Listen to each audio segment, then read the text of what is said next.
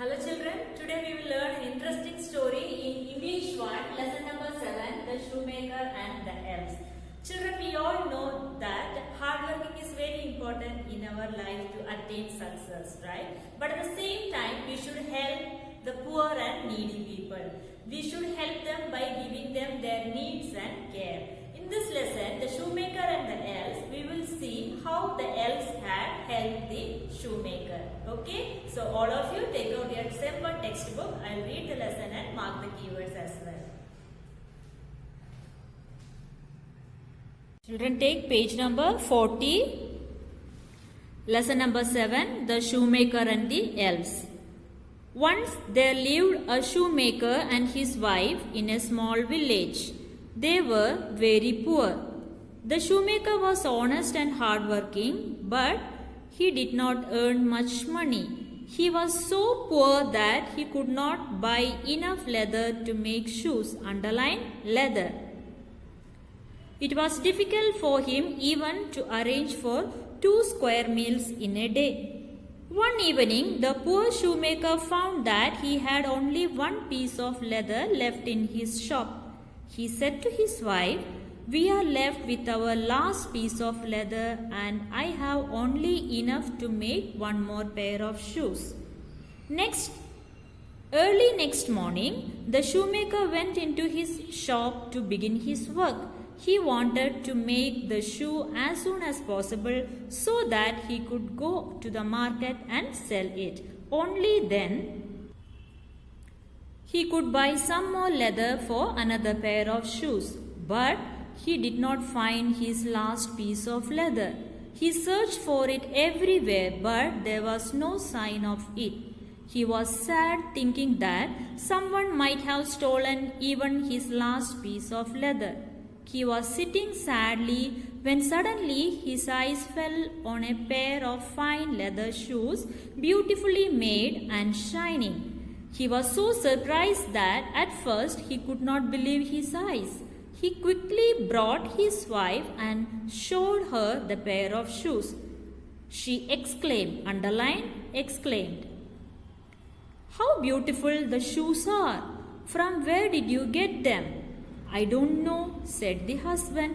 "When I came in, I found the shoes here." "Who could have made this shoe?" wondered both of them. Underline, wondered. Even before they could think of an answer, a rich man came into their shop and bought the shoes. The shoemaker was very pleased. He could now get some more leather for making some more shoes. He immediately went out and purchased plenty of food for his family and some more leather.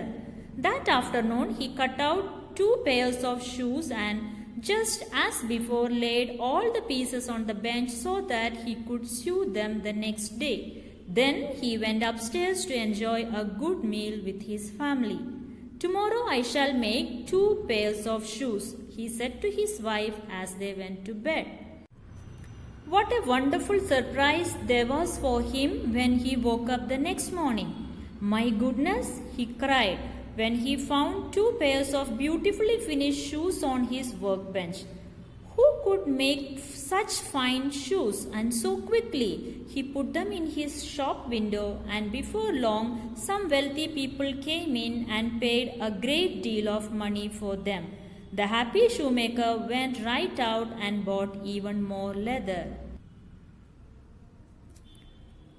For weeks and then months this continued. Whether the shoemaker cut 2 pairs or 4 pairs, the fine new shoes were always ready in the morning. Soon his small shop was crowded with customers.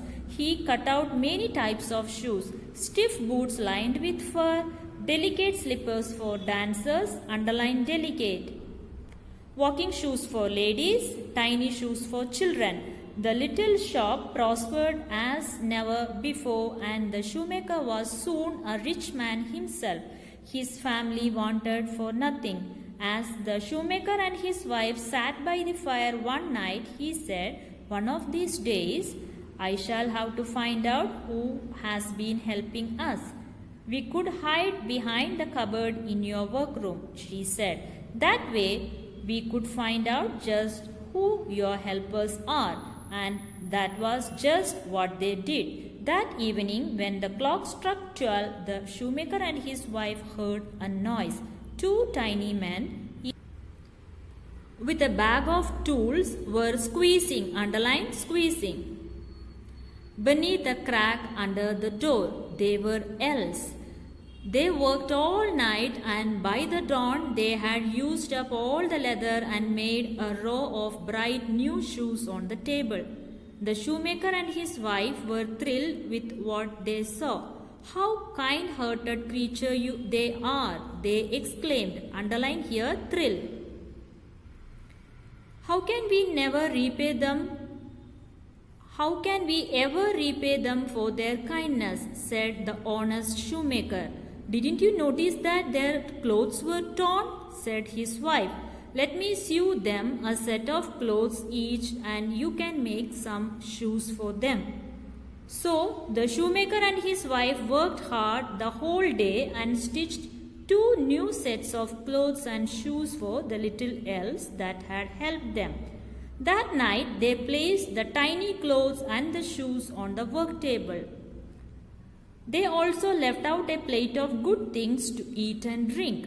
Then they hid once again behind the cupboard and waited to see what would happen.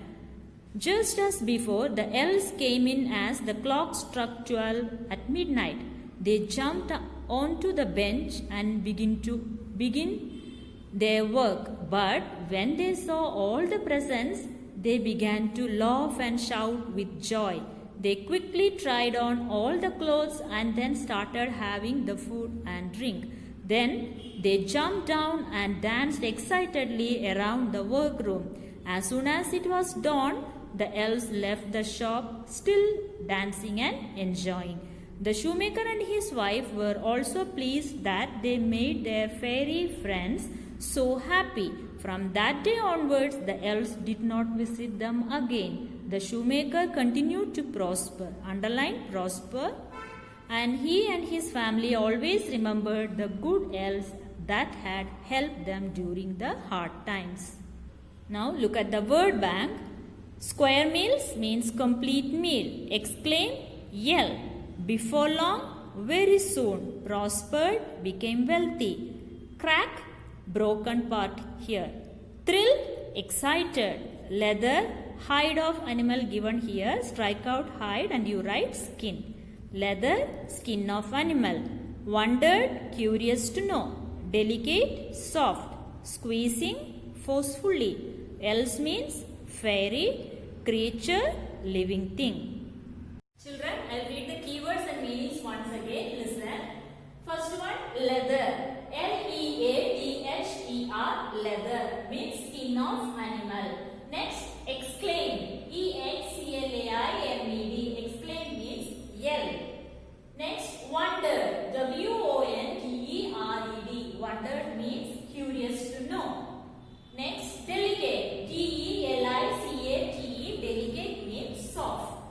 Next, squeezing. S-Q-U-E-E-Z-I-N-G, squeezing means forcefully. Next, thrill. T-H-R-I-L-L-E-D, thrill means excited. Next, prosper.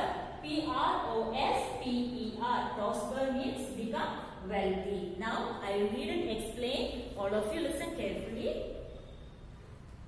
Once there lived a shoemaker and his wife in a small village. They were very poor.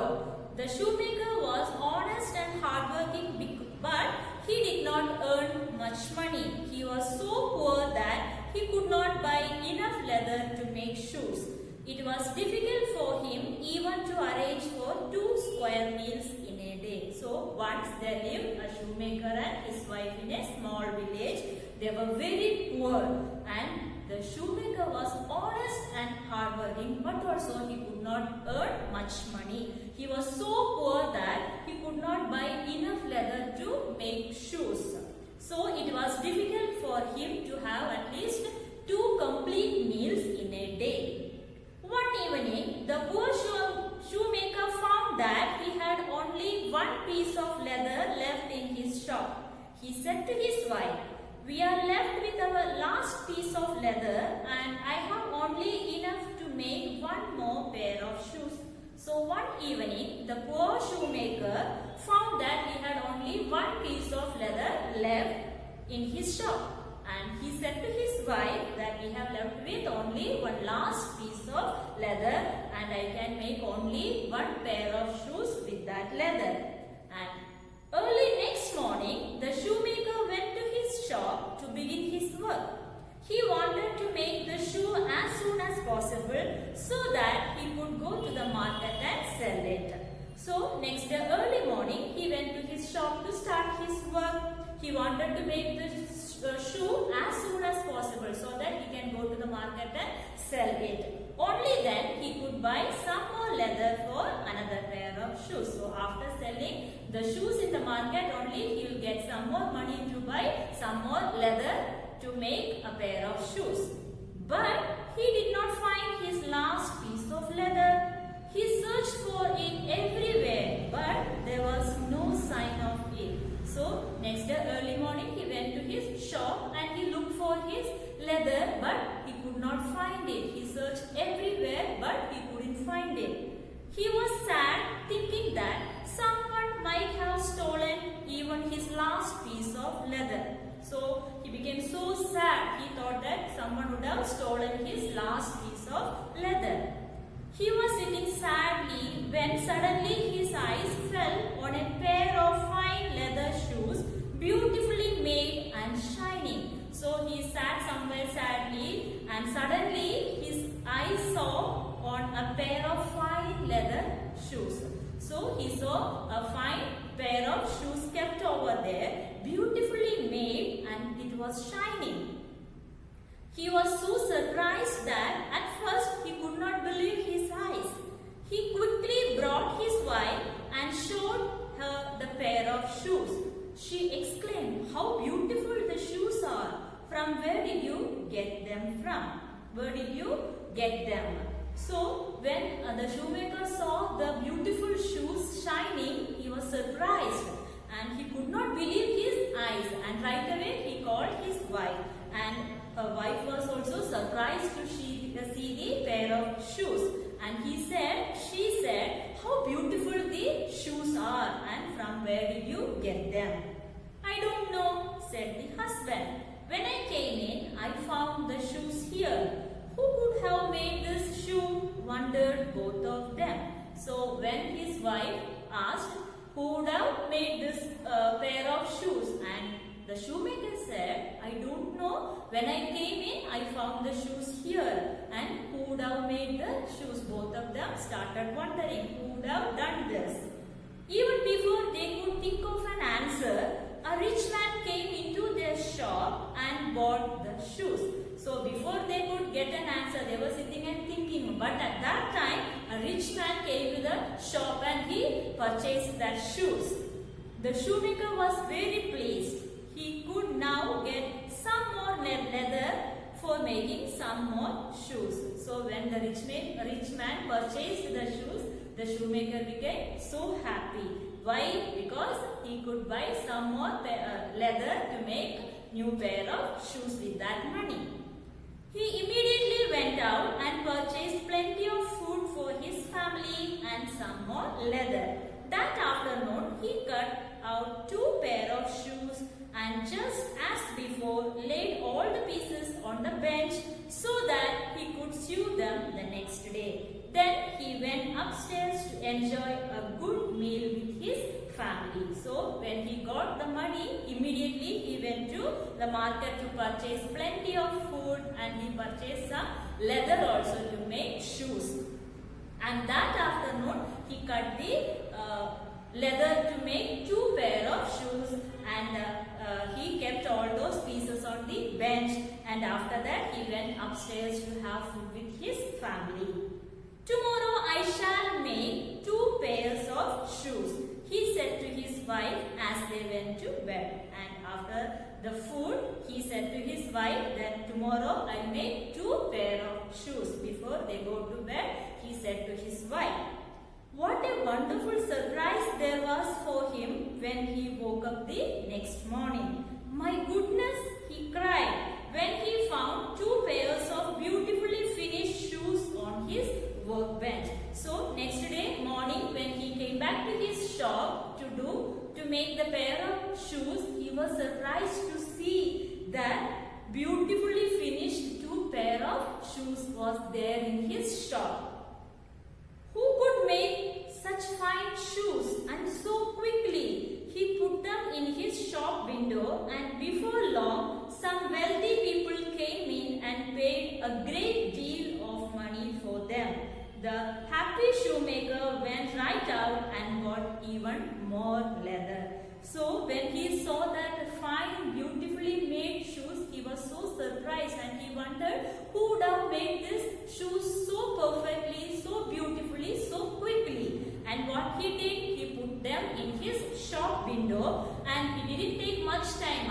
Before that itself, what happened? Some wealthy people came in and purchased those shoes, and he got money, and the shoemaker became happy. And right away what he did? He went out and bought even more leather to make more shoes. For weeks and then months, this continued for weeks and months. He used to go and purchase leather, and he'll cut and keep it on his workbench. Next day morning when he goes there, the shoes were already made, already ready, beautifully shining shoes. So like this was happening for weeks and months. Whether the shoemaker cut 2 pairs or 4 pairs, the fine new shoes were already ready in the morning. So whether the shoemaker cut for making 2 pairs or 4 pairs of shoes, the leather he used to cut and keep on his workbench. How many pieces of leather also he cut and keep? The next day fine shoes were ready in the morning itself. Soon his small shop was crowded with customers. So what happened? His shop was crowded with customers to purchase these beautiful shoes. He cut out many types of shoes: stiff boots lined with fur, delicate slippers for dancers, walking shoes for ladies, and tiny shoes for children. So he cut out many types of shoes: stiff boots lined with fur, delicate slippers for dancers, and walking shoes for ladies, and tiny shoes for children. All these different kinds of shoes were cut. The little shop prospered as never before. His shop started developing more, and the shoemaker was soon a rich man himself. His family wanted for nothing. Earlier he was so poor. Now because of this, what happened? He started prospering. He started becoming wealthy. He became a rich man now, and his family wanted for nothing. So now they were no more poor. Now he has everything that he wanted because he is getting enough money. As the shoemaker and his wife sat by the fire one night, he said, "One of these days I shall have to find out who has been helping us." So one day when the shoemaker and his wife sat before the fire, they said, "Okay, one of these days I shall have to find out who has been helping us." So one day they were discussing that we just have to find out who has been helping us. Now we will continue the rest in the next class. So children, all of you learn the keywords and meanings. Okay, thank you.